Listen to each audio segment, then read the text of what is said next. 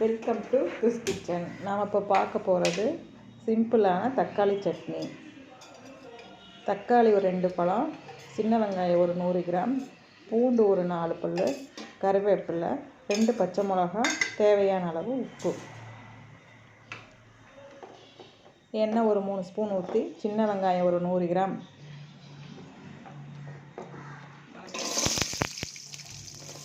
எண்ணெய் காஞ்சதும் 100 கிராம் வெங்காயம் போட்டு கொஞ்சம் வதக்கணும்.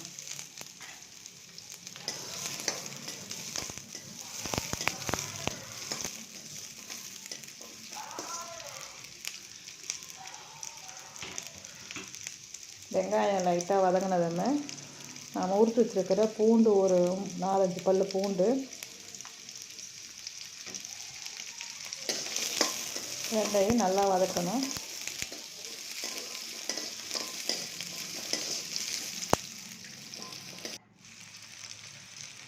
பச்சை மிளகா 2, அதையும் நல்லா வதக்கிக்கணும்.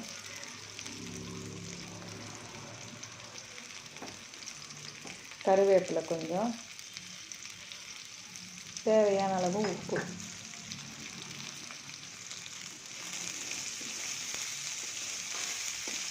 இது எல்லாத்தையும் ஓரளவுக்கு வெந்து வர அளவுக்கு வதக்கிட்டு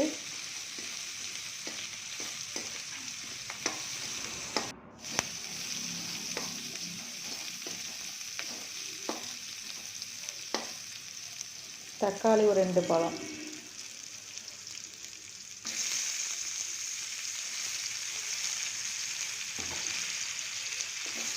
அதையும் சேர்த்துக்கணும். 2 தக்காளி பழத்தை,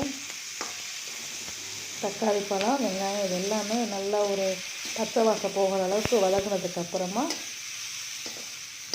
மிக்சியில் ஆற வச்சு மிக்சியில் அரைச்சோம்னா சட்னி ரெடி.